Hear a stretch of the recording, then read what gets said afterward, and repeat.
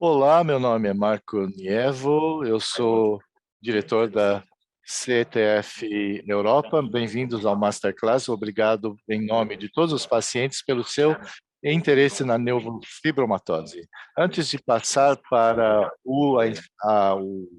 a classe em si, tem algumas instruções. Podem usar o chat para colocar as suas perguntas. Eu preferiríamos se pudessem pôr as perguntas em inglês. Se tiver problemas em formular as suas perguntas em inglês, podem usar um Google Translate ou outro aplicativo assim antes de colocar no chat box.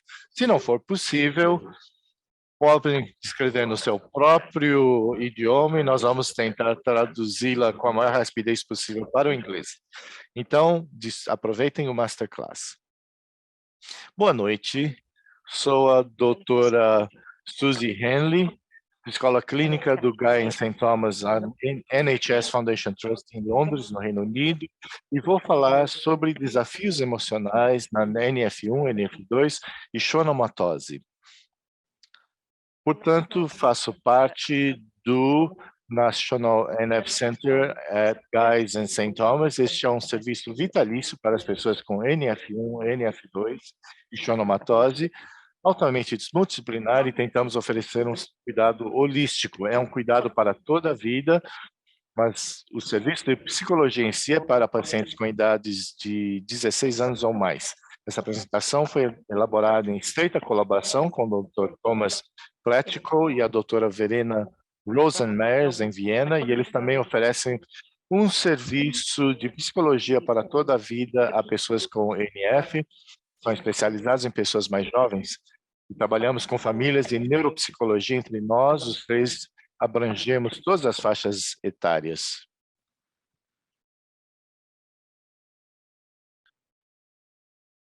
Em que ocorre a NFS, é disso que falaremos na nossa palestra de hoje.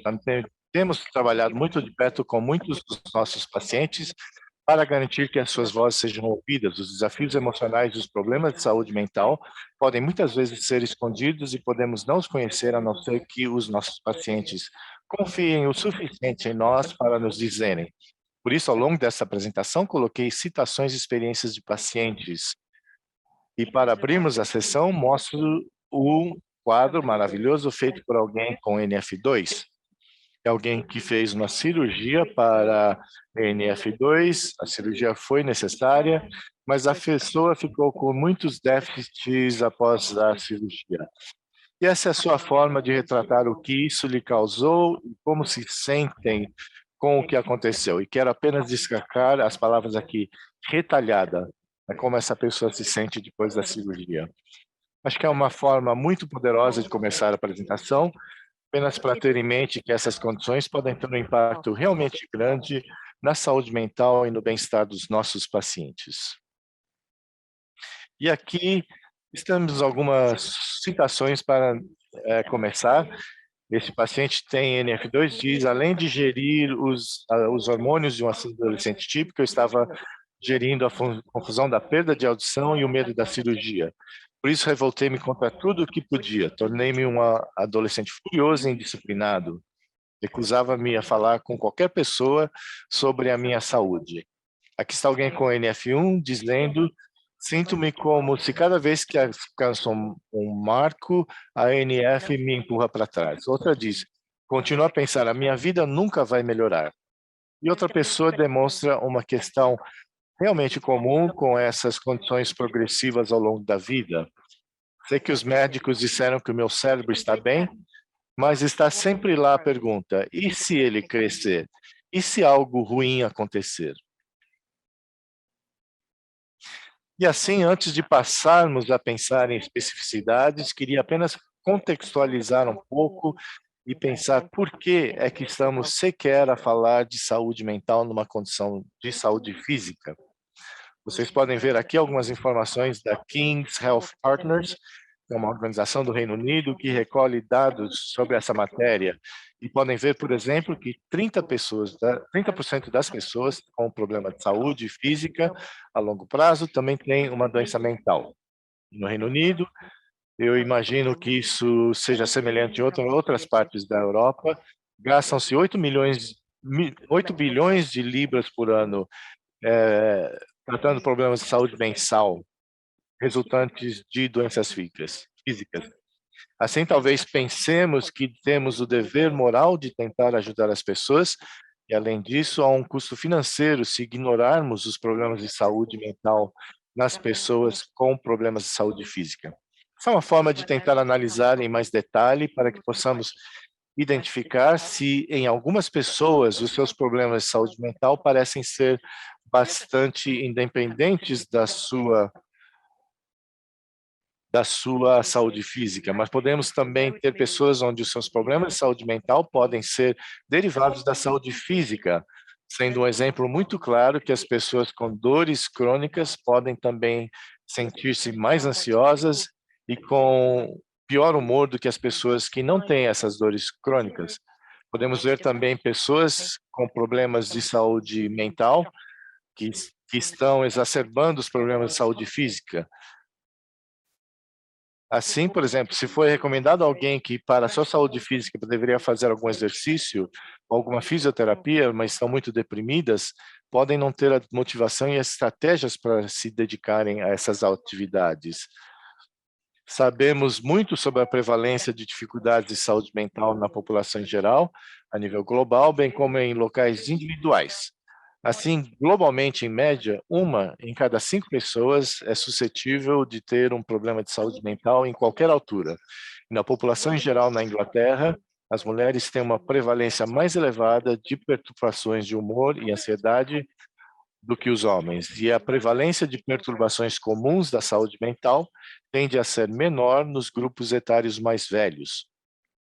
Isso se verifica em ambos os sexos. Este é um slide com um retrato das pessoas que estávamos consultando no serviço de psicologia da ANF de Londres em dezembro de 2021, para dar uma ideia da população que nós atendemos. Esse gráfico mostra a porcentagem de pacientes divididos por diagnóstico e idade e sexo. Assim, no eixo Y, temos a porcentagem e ao longo do eixo X, temos categorias de faixa etária. Note-se que a categoria dos 16 aos 19 anos é menos anos do que as outras que cobrem 10 anos. As cores azuis representam NF1, portanto, temos azul escuro para os homens com NF1, azul claro para as mulheres com NF1 e roxo para as outras NF1. E as cores verdes representam NF2. O verde mais escuro são os homens e o verde mais claro as mulheres. 90% do nosso trabalho nesse gráfico é com pacientes com idades entre os 16 e os 50 anos, mas também vemos pessoas mais velhas. E 15% do nosso trabalho é com pessoas de 16 a 19 anos de idade. No serviço em geral, todos se registraram no serviço de Londres nessa altura. 70% dos pacientes tinham entre 16 e 50 anos de idade e 9% tinham entre 16 e 19 anos. Assim, no serviço de psicologia, podemos ver um número desproporcionado de jovens, entre 16 e 30 anos, em comparação com o serviço como um todo. No serviço de psicologia, temos cerca de 75% do nosso trabalho com pacientes NF1 e cerca de 25% com pacientes NF2. Nesse serviço, em geral, há cerca de 84% dos pacientes têm NF1, 9% têm NF2 e 7% têm schwannomatose. Assim, estamos assistindo um número desproporcionado de pessoas com NF2 nesse serviço de psicologia. E vemos 22% de homens, 75% de mulheres e 2% outros nesse serviço de psicologia. Em todo o serviço, 50% dos pacientes são mulheres. Mais uma vez, vemos um número desproporcionado de mulheres no serviço. Dito isso, se pensarmos nos slides anteriores e no que sabemos sobre a prevalência de problemas de saúde mental em geral, pode significar apenas que o que estamos vendo, essa representação desproporcionada de pessoas mais jovens e mulheres, pode ser apenas representativas de todos os problemas de saúde mental na população em geral. Vamos agora continuar e falar de algumas das dificuldades de saúde mental que observamos na NF1, NF2 e schwannomatose. Tentei agrupá-las de uma forma geral que faça sentido, mas é realmente importante ter em mente que muitas pessoas que vemos podem estar passando por mais do que uma dificuldade ao mesmo tempo. Algumas das dificuldades podem ser crônicas e as pessoas também podem apresentar problemas diferentes em fases diferentes da vida. E, mais uma vez, apenas para começar, como algumas vozes de pacientes sobre isso, as coisas que os pacientes não têm dito de uma forma geral sobre como se sentem, elas dizem que elas se sentem sós, cansadas, perda de dependência, autoestima, isolamento, ansiedade, as pessoas não compreendem, esconder a dor é duro, requer muita força mental. Não conseguir controlar a doença, não ter capacidade de controlar antes da Avastina. Por isso, mais uma vez, é muito importante ter em mente o que os pacientes estão dizendo sobre as suas experiências. A primeira categoria que eu vou mencionar são questões de neurodesenvolvimento. Isso é predominantemente algo que vemos na NF1. Mas é claro que há pessoas na população em geral que também podem apresentar esse problema. Então, também na NF2 e na schwannomatose, portanto. Se uma coisa que sabemos ser mais prevalente na NF1 do que na população em geral é perturbações do espectro autista e o transtorno do déficit de atenção com hiperatividade. Isso é particularmente algo que, à medida que os pacientes amadurecem, podemos encontrar pessoas dizendo que talvez tenha uma dessas condições. À medida que elas amadurecem, podemos ver um impacto relativamente maior das dificuldades que essas condições causam, como, por exemplo, exigências escolares e a vida social. Sabemos também que na NF1 é mais provável que haja uma dificuldade específica de aprendizagem do que na população em geral. Estou muito consciente da utilização da terminologia da língua inglesa aqui. Estamos falando de um desempenho desproporcionalmente baixo numa ou mais áreas, mas não de um problema global. Portanto, estamos falando de dificuldades como dislexia, dispraxia, descalculia, talvez velocidade de processamento reduzida, fraca concentração, memória de trabalho. E, mais uma vez, é algo que talvez não seja muito aparente muito cedo, mas à medida que as exigências do ambiente educativo ou do ambiente de trabalho aumentam, mais problemas podem surgir como resultado das dificuldades. E as pessoas podem começar a sentir que os estudos ou o trabalho se tornam cada vez mais difíceis. E, mais uma vez, estou consciente da utilização da terminologia inglesa britânica. Temos a deficiência de aprendizagem, e que é no Reino Unido diagnosticada como uma dificuldade de desenvolvimento generalizada em nível geral em muitos domínios. Educação, mas também algumas dificuldades com a independência e as atividades da vida cotidiana. O ideal é que isso seja diagnosticado antes da adolescência, mas nos casos em que a deficiência de aprendizagem é ligeira, isso não pode ser detectado.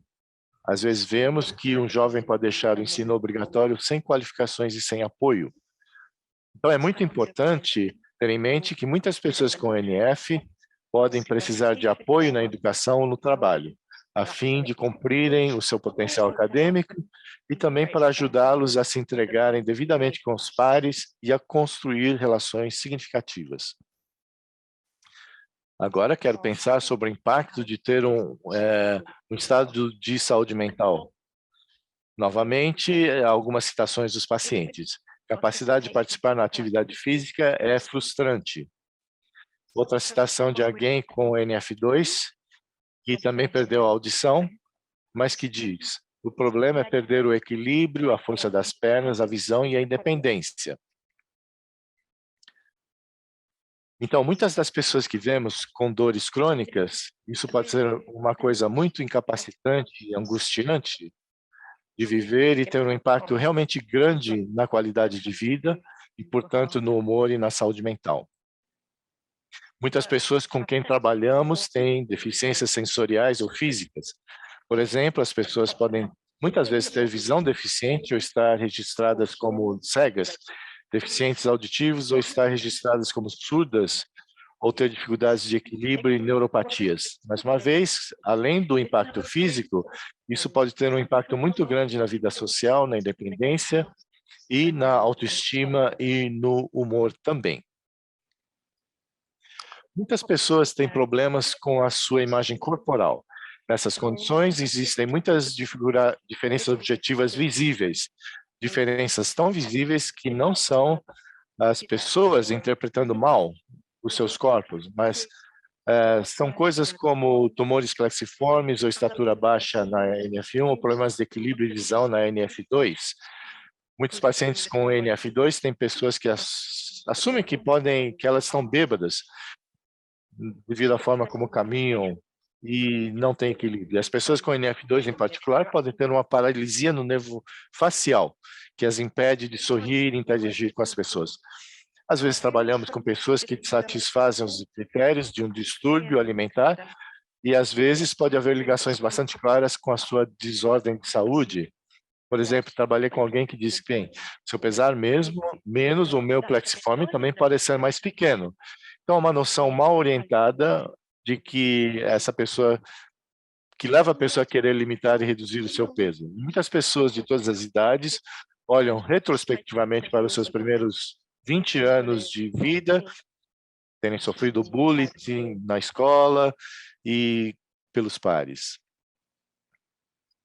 Além disso, muitas pessoas relatam dificuldades em lidar com o fato de que se trata de uma condição de saúde a longo prazo.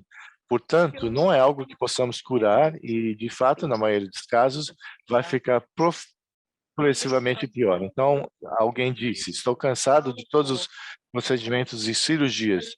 Quanto mais pode o meu corpo aguentar? E um tema realmente comum dos nossos pacientes é não ser capaz de controlar a doença.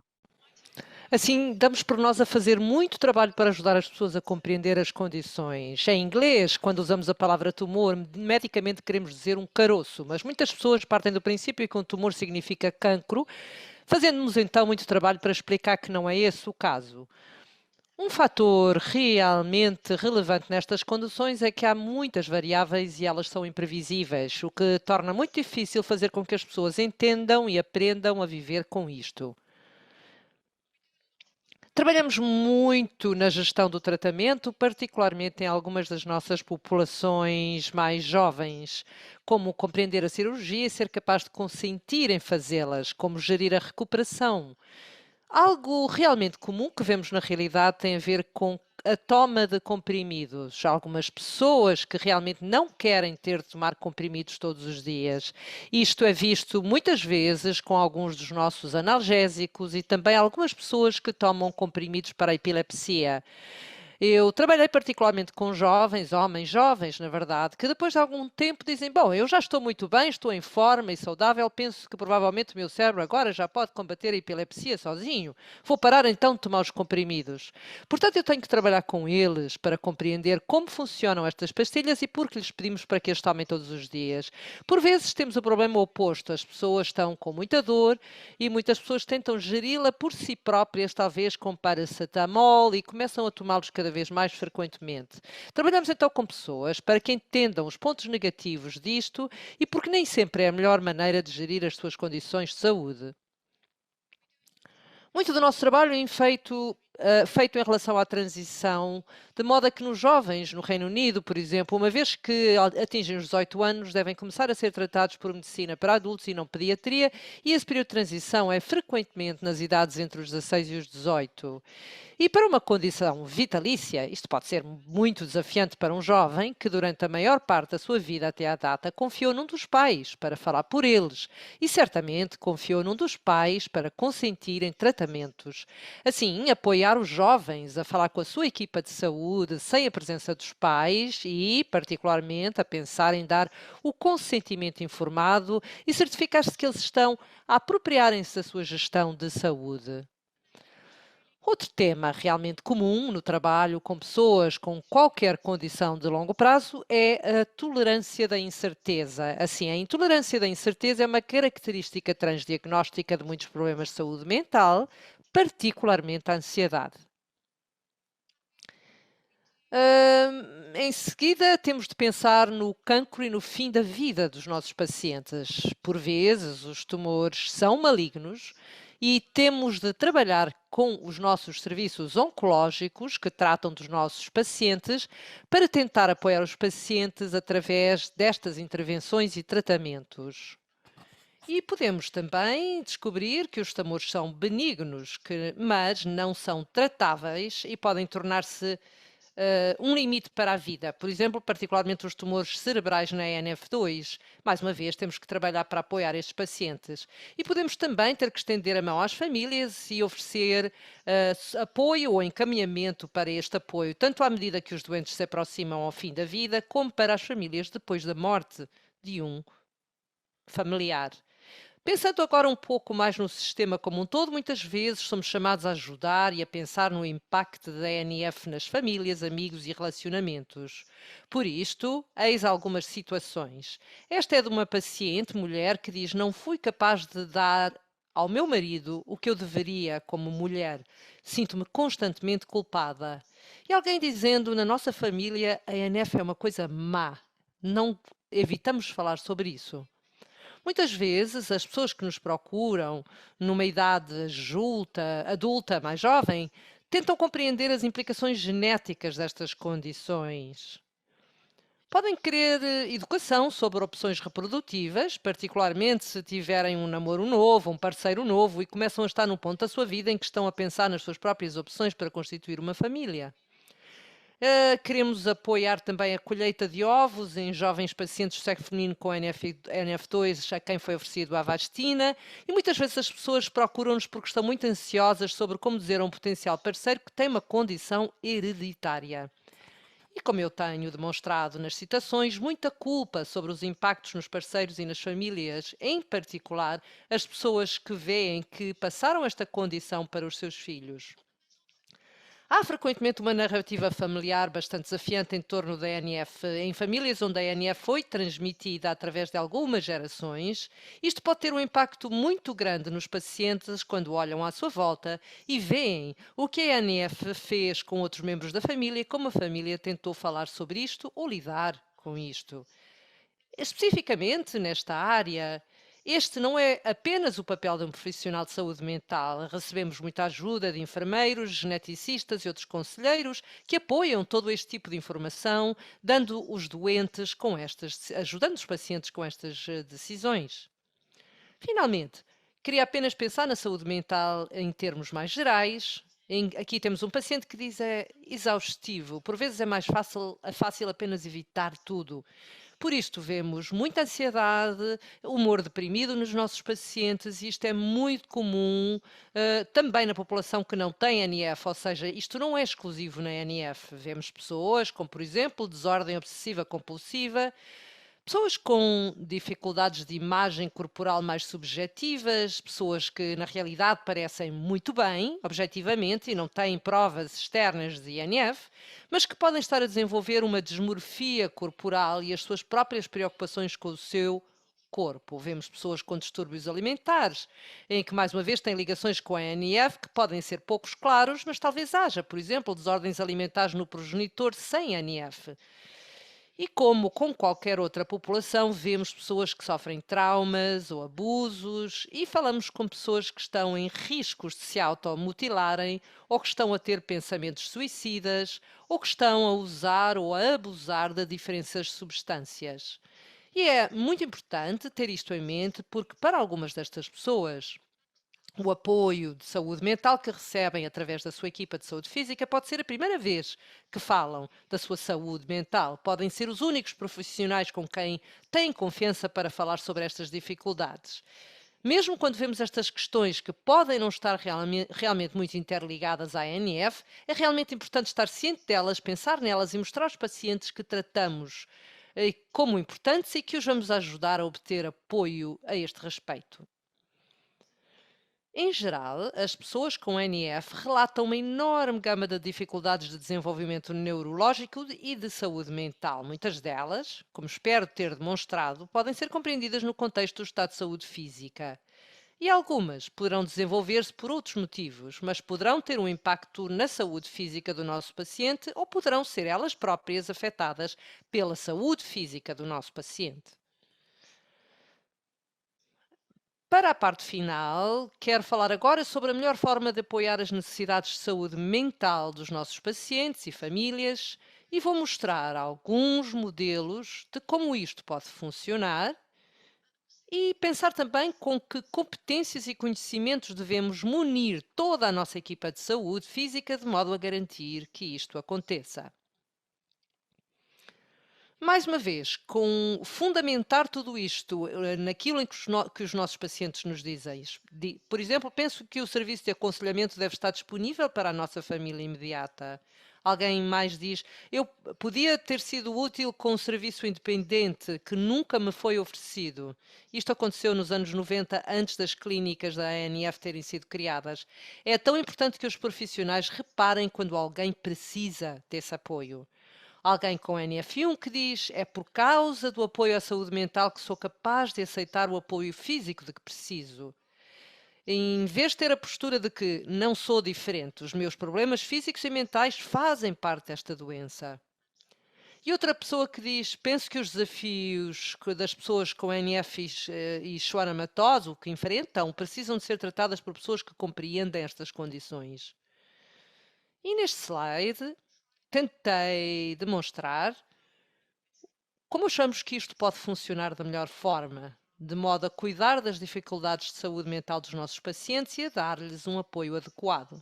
A primeira coisa que é realmente importante salientar é que este tipo de apoio tem de ser para toda a vida e, mesmo que alguém não tenha dificuldades de saúde mental naquele momento, precisamos ter presente de que talvez em algum momento, mais à frente, possam tê-los e, portanto, isto é algo que precisamos de revisitar. Uma parte realmente importante do que todos podemos fazer é perguntar sobre a saúde mental em cada consulta e já vou detalhar a forma como o poderemos fazer dentro de um minuto.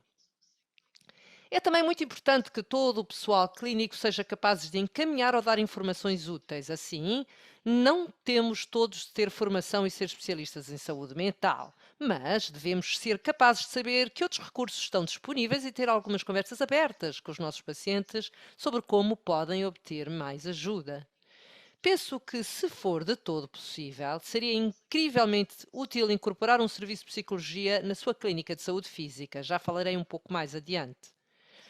Mas também é realmente importante saber quais são outros serviços especializados de saúde mental que têm à sua volta no seu sistema de saúde e fomentar ligações realmente boas com estes serviços para que possa encaminhar pacientes a estes quando uma questão de saúde mental é diferente ou demasiadamente grande e precisa de ser tratada por um destes serviços especializados.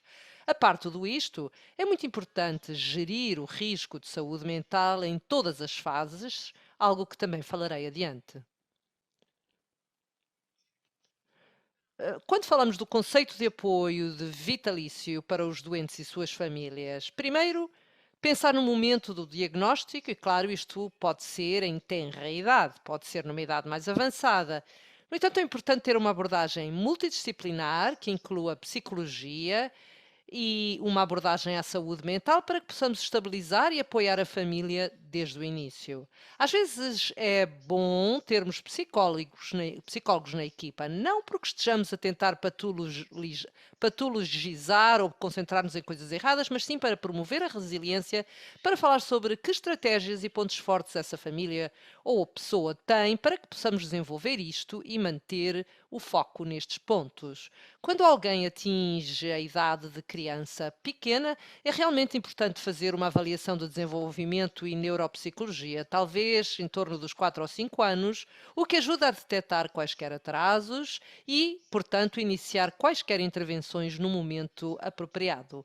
E depois, ao longo da infância, é realmente muito bom ter avaliações regulares, incluindo avaliações neuropsicológicas em vários momentos, dependendo das necessidades da criança.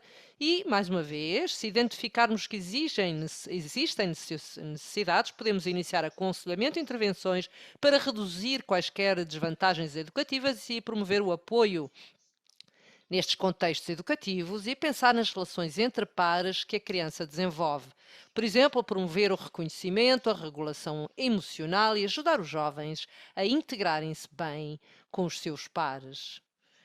À medida que a pessoa vai envelhecendo, vamos apenas a começar com algumas situações. Por exemplo, na minha adolescência, decidi que se não me encaixasse realmente, que não me iria encaixar mesmo, nem ia tentar manter-me ou tentar ficar bem. E outra pessoa que diz: Eu também tive muito pouca estima e aguentei relações horrendas só para ter alguém, só para que me pudesse encaixar e cumprir as normas sociais. Pensando no que oferecemos aos adolescentes, aos jovens adultos. Eu já aludi à forma como apoiamos a transição para os serviços para adultos. Mais uma vez, mantendo realmente o foco em como a NF pode ter impacto na vida social e nas relações e como o ambiente escolar se torna um pouco mais exigente, assegurando que estamos a apoiar os pacientes com as suas amizades, como o bullying, exames importantes que possam fazer. Ao longo da vida adulta, podemos pensar então como podemos apoiar no trabalho, promover independência, ajudar com relacionamentos e todas aquelas coisas sobre viver com uma condição de longo prazo, como por exemplo iniciar a sua própria família e ter apenas aquelas necessidades médicas e emocionais contínuas, pensando na vida como um todo do paciente e como podemos estar presentes em todos os pontos da sua vida. No início mencionei o conceito de perguntar sobre saúde mental em cada consulta. Isto é muito importante e qualquer pessoal clínico pode ser formado para se sentir confiante para o fazer. São perguntas simples. Como é que se sente sobre tudo isto? Está bem? Como se está a sentir? Ou pode usar ferramentas de rastreio. Portanto, estas são algumas comuns no Reino Unido: o GAD-7, PHQ-9, HEADS, CORT-10. Eu sei que algumas delas têm traduções validadas para outras línguas e é realmente importante porque se alguém está apenas a fazer uma consulta rápida à clínica e só está a consultar um ou dois profissionais, isto poderá ser uma oportunidade de ouro para verificar a sua saúde mental. Não é necessário formação ou conhecimentos especializados para fazer estas perguntas e isto ajuda a normalizar e a validar as experiências que estas pessoas possam estar a passar e ligá-las a outras partes para que possam ter um apoio mais específico. É realmente então muito importante desenvolver a confiança do pessoal a falar sobre saúde mental. Isto é apenas um exemplo de algumas competências que provavelmente todos têm, mas que podem não ter pensado em utilizar relativamente à saúde mental. Coisas como ouvir ativamente, estar atento, não julgar, dar tempo, não apressar alguém e mostrar realmente que se está a ouvir. Validar a questão, portanto, dizer algo como: é completamente compreensível que se esteja a sentir assim. A normalização pode ser realmente poderoso. Muita gente parte do princípio que é única naquilo que sente e sentir-se muito só, estranha. Então, poder dizer a alguém, é bastante comum, sabe, que as pessoas com NF se sintam assim. Muitas pessoas dizem-nos que se sentem assim. Isto pode tranquilizar um paciente.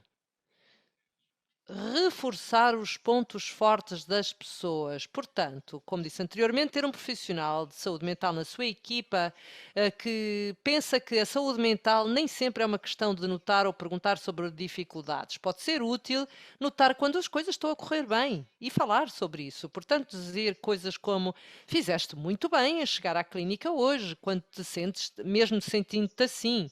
É ótimo, ainda bem que me pudeste explicar para que eu te possa então ajudar. E por último, mas não menos importante, é importante dar esperança às pessoas, dizer algo como: eu vejo que te sentes muito em baixo, mas olha, há muitas coisas que podemos fazer para te ajudar. Outra coisa com que podemos munir todo o pessoal é saber para onde encaminhar, para onde enviar as pessoas ou que informação escrita lhes podemos dar. Estas informações escritas sobre a condição física das pessoas e as suas necessidades de saúde mental são, para algumas pessoas, pode ser tudo o que precisam e isto pode ser o nível em que elas se sentem capazes de se ir embora, ler e pensar. Este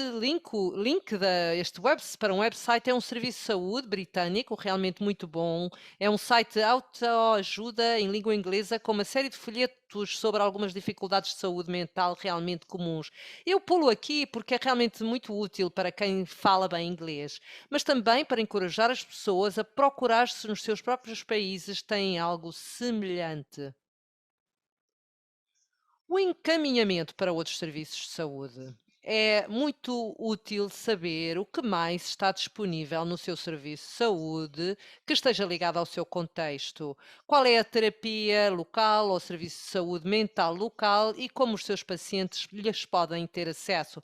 Ou pode não ter a pessoa certa para dar apoio à saúde mental, mas pode desempenhar um papel realmente fundamental para ajudar os pacientes a aceder a esse apoio. Por exemplo, na Inglaterra, não em todo o Reino Unido, mas na Inglaterra, os pacientes podem se auto-encaminhar para um serviço de saúde local de terapia de conversa.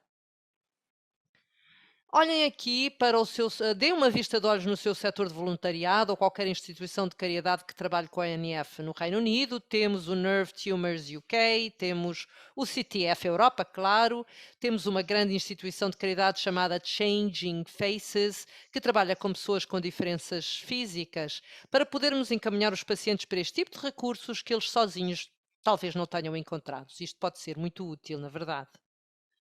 Eu mencionei anteriormente o conceito de incorporar um serviço de psicologia clínica dentro da sua clínica de INF, e eu entendo que isto talvez nem sempre seja possível, mas quando for, pode ser um recurso muito, muito útil. Torna o trabalho de saúde mental muito acessível aos pacientes que vêm à sua equipa física para as suas avaliações e check-ups e podem consultar um psicólogo ao mesmo tempo. Normaliza então também o conceito de que os cuidados de saúde mental são uma parte integrante e importante dos cuidados da saúde física, não são coisas distintas. Facilita também a comunicação e a compreensão no seio da sua equipa multidisciplinar. E é uma forma muito boa de se mostrar que existem tantas correlações entre saúde mental e física em vez de as separar. Aqui temos uma citação de alguém que disse: Quando tenho problemas de autoestima sobre o meu físico, preciso de apoio sobre essa questão. Ajuda se eles conseguirem correlacionar isto com o NF para terem uma melhor compreensão. E todos os pacientes com quem falamos salientam como é importante para eles que os profissionais de saúde mental também compreendam o seu estado de saúde física. Nos próximos slides, falarei sobre os tipos de intervenções que um psicólogo ou conselheiro do seu serviço poderá oferecer.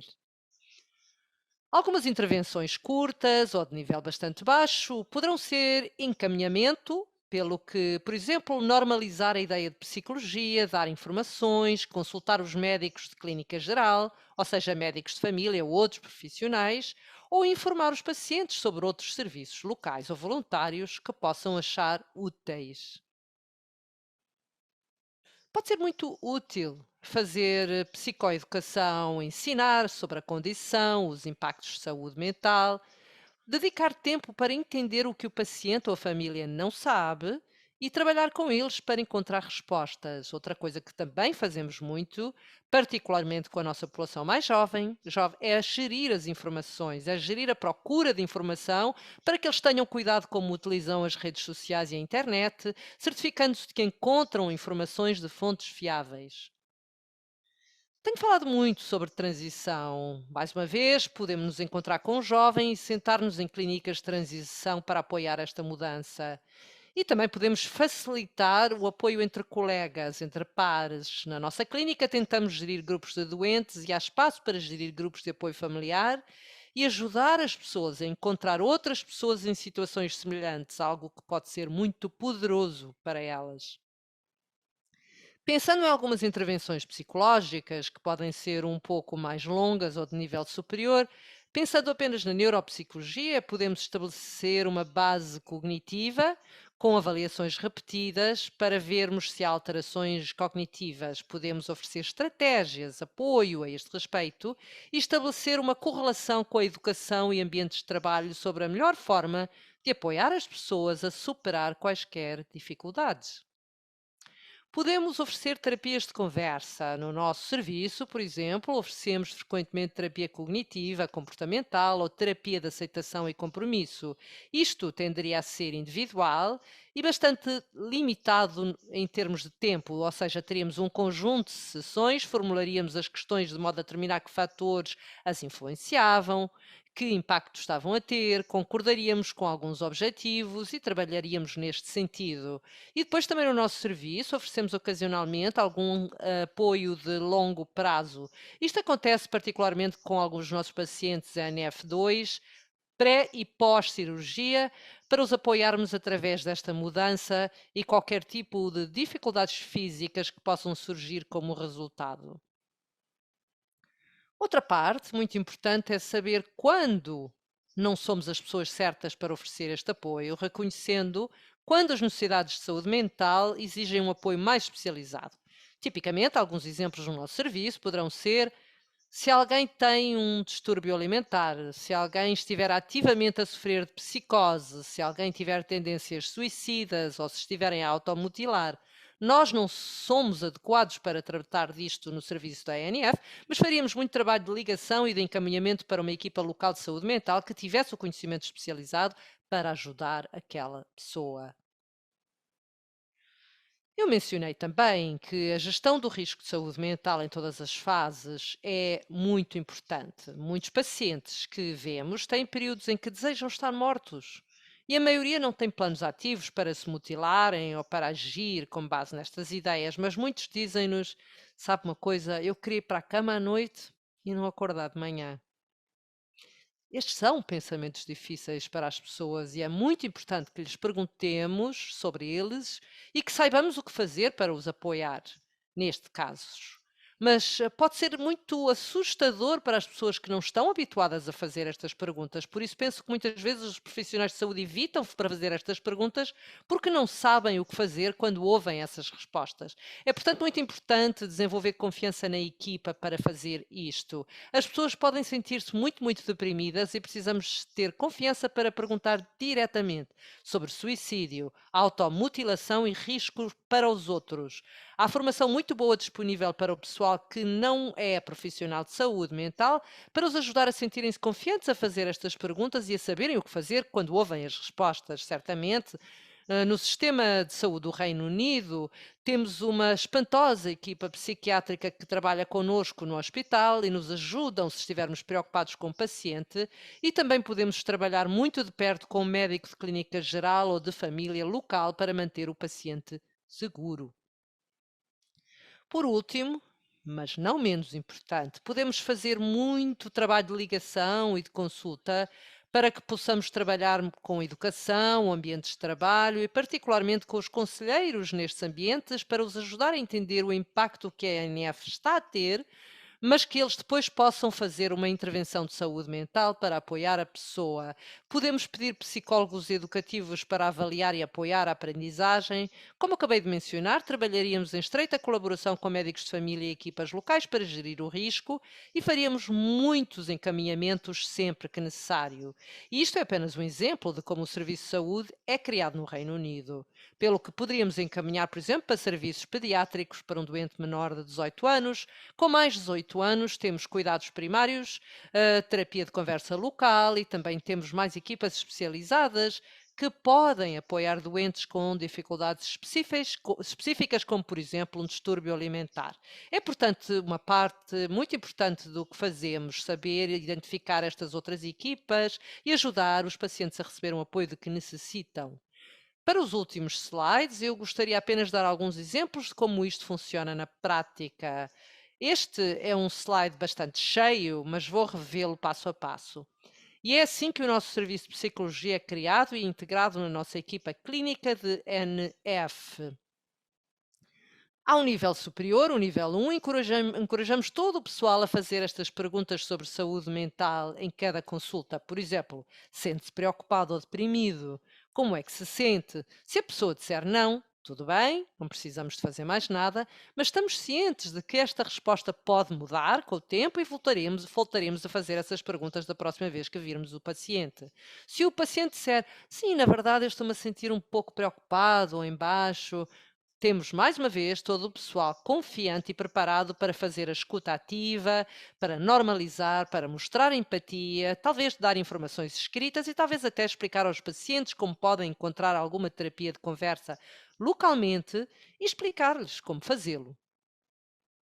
Se o paciente tentar isto e continuar angustiado, podemos subir um nível. Por isso, uma das coisas que temos feito nos últimos anos é a intervenção em grupo, que é dirigida por um psicólogo, mas também muito do resto da equipa clínica, particularmente enfermeiras e fisiologistas. E nós abrangemos aspectos como gestão de stress, viver com uma condição de longo prazo, viver de forma saudável. Isto é adaptado à ANF, mas não é adaptado a um grupo, a um indivíduo específico, é uma intervenção em grupo. Se isto não melhorar ou se o grupo simplesmente não for o certo para aquela pessoa, ofereceríamos então alguma intervenção mais intensiva, trabalho individual com um psicólogo adaptado àquele indivíduo. E, novamente, se isso não ajudar o paciente ou não o ajudar o suficiente, poderíamos levar isto à nossa supervisão para pensar em intervenções mais especializadas ou encaminhar para outro serviço de saúde mental para que possam obter ajuda adicional. Aqui temos uma tentativa de pensar um pouco mais em termos gerais, porque nem todos poderão ter isto incorporado nos seus serviços. Mas temos que pensar que no centro de tudo isto está o paciente e a família. E o paciente vai ter então um médico de família e provavelmente terá uma educação ou um ambiente de trabalho. E uma vez estabelecido que têm ENF, terão então uma equipa de saúde física a cuidar deles dentro de algum tipo de ambiente hospitalar ou de cuidados. Até aqui tudo bem. Mas o que é que está a faltar aqui, neste momento, neste quadro, é o pensamento sobre saúde mental e este quadro completo. Portanto, se pudermos ter um psicólogo da ANF integrado nesta equipa ou como parte desse ambiente hospitalar, será outra dimensão de ajuda que o paciente e a família poderão ter, e o psicólogo da ANF pode então ser uma ponte muito útil para ajudar o paciente e a família a acederem também a esse apoio mais especializado em saúde mental. Em resumo, eu espero ter transmitido este conceito de que a saúde mental e a saúde física estão intrinsecamente correlacionadas e, portanto, muitas pessoas com NF terão necessidades de saúde mental ao longo das suas vidas. As necessidades de saúde mental podem ser abordadas e avaliadas como parte de uma equipa multidisciplinar e em colaboração com as famílias, com o setor de educação, com outras equipas de saúde mental e com o setor de voluntariado.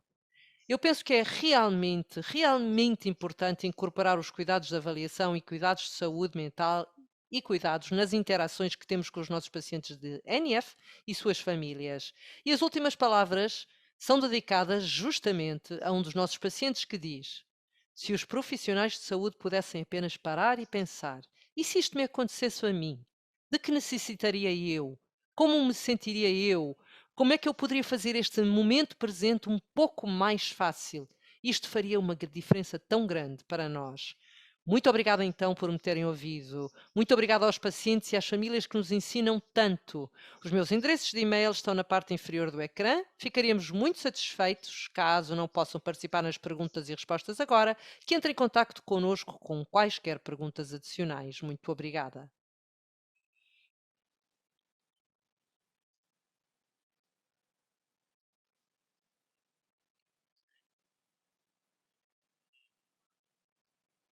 Muito obrigada por participarem neste momento tão entusiasmante para a comunidade de NF. O que é realmente fascinante é que ambos tratam faixas etárias muito diferentes. Gostaria que falasse um pouco sobre as abordagens diferentes para estas faixas etárias diferentes. Doutora Henley, será que gostaria de começar?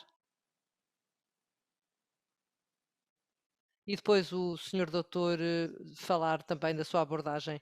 No meu ambiente, eu trato de pessoas com 16 anos ou mais. Nesta fase, algumas das coisas que falamos na apresentação já foram identificadas e diagnosticadas, então grande parte do nosso trabalho é terapêutico, ajudando as pessoas a aprender a viver com o que lhe está a acontecer e gerir a ansiedade, o humor e entender e tolerar aquilo com que estão a viver, na verdade, para o resto das suas vidas neste momento. Senhor Dr. Pletchko, muito obrigado. Eu trabalho principalmente com crianças em idades mais novas, ou seja, do nascimento até 16, 18 anos de idade, aproximadamente.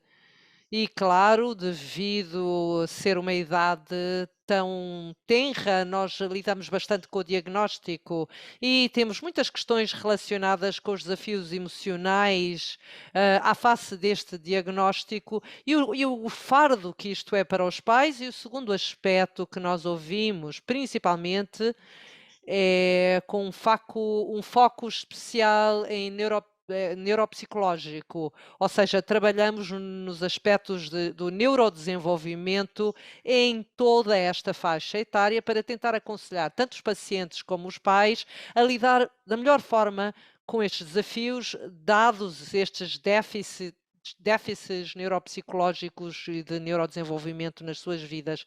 Estamos a ver algumas perguntas aqui. Lars Eriksson nos pergunta este intervalo de severidade da NF1, qual é a prevalência em situações ligeiras, extremas ou intermédias? Não sei quem é que gostaria de responder a esta pergunta. Doutora Henley, eu não sei a prevalência de cabeça, mas certamente vemos uma faixa muito ampla. Vemos pessoas que não atendem ao critério formal da forma que ele é feito no Reino Unido, mas têm dificuldades com socialização e interação com os pais e para o qual necessitam de apoio. Temos pessoas que recebem este diagnóstico e, ao mesmo tempo que recebem o diagnóstico, recebem também mais apoio de um especialista para gerir todas estas questões. Então, temos uma faixa muito ampla deste espectro de situações. O Dr. Pletchko gostaria de acrescentar alguma coisa? Sim. Estudos recentes indicam que a faixa de 15 a 20%, ou seja, 10 vezes superior à população normal, mais ou menos isto, mas há um debate muito grande se isto é específico, um comportamento específico à ANF ou se é se os critérios são ou não preenchidos, ou se isto é uma forma separada, ou se isto é um fenótipo específico à NF. Outra pergunta de Armel Pindon. Fatores preditivos de qualidade de vida se podem ser identificados. Dr. Pletchko, gostaria de começar desta vez. Um dos fatores preditivos mais importantes, como em muitas outras áreas, é a resiliência. E foi também mencionado que nos últimos slides que é importante ajudar as famílias a desenvolverem esta resiliência. E outro aspecto é se isto é uma NF hereditária, ou seja, se os pais também estão afetados por isto. E o terceiro aspecto será então a severidade dos sintomas, a gravidade dos sintomas e do respectivo tratamento que os pacientes recebem. Doutora Henley, tem algo a acrescentar ou vamos à próxima pergunta?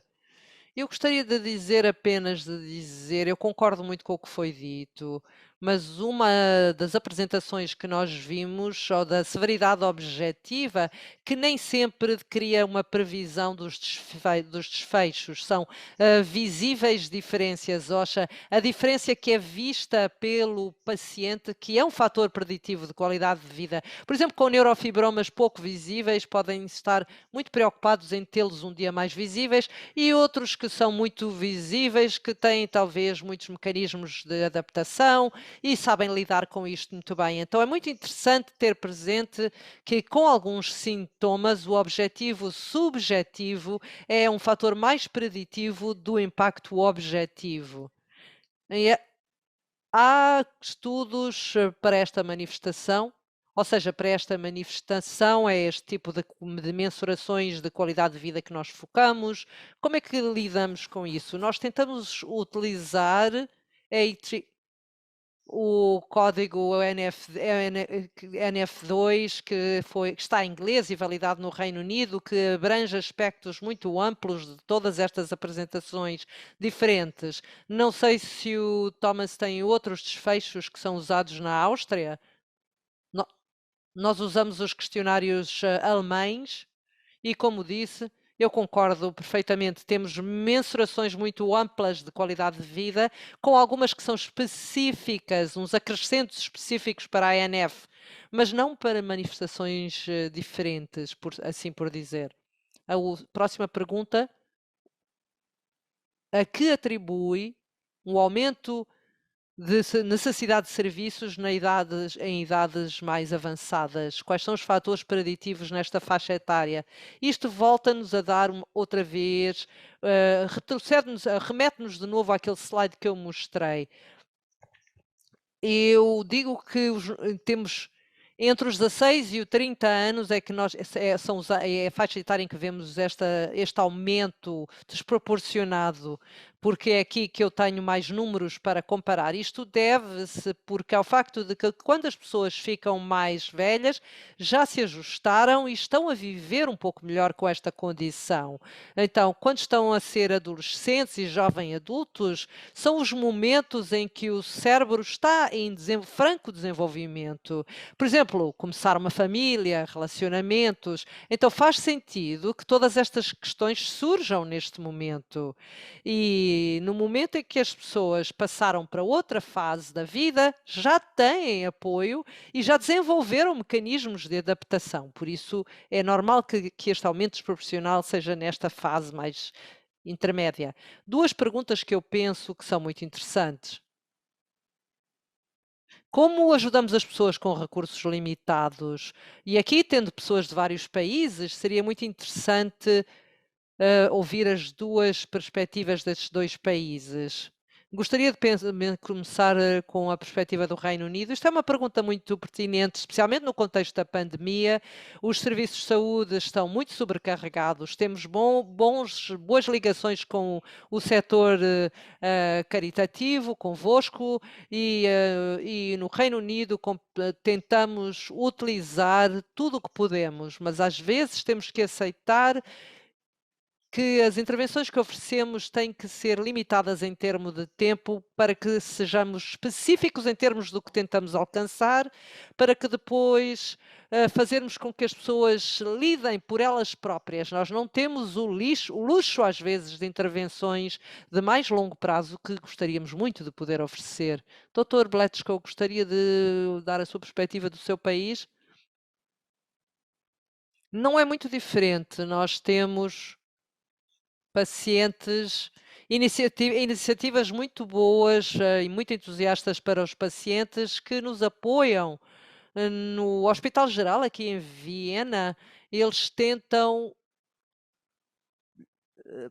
propagar tudo isto em toda a Áustria para identificarem parceiros locais, médicos, psicólogos, que possam oferecer serviços em áreas mais rurais, por exemplo, para que não seja totalmente centralizado em Viena, na capital.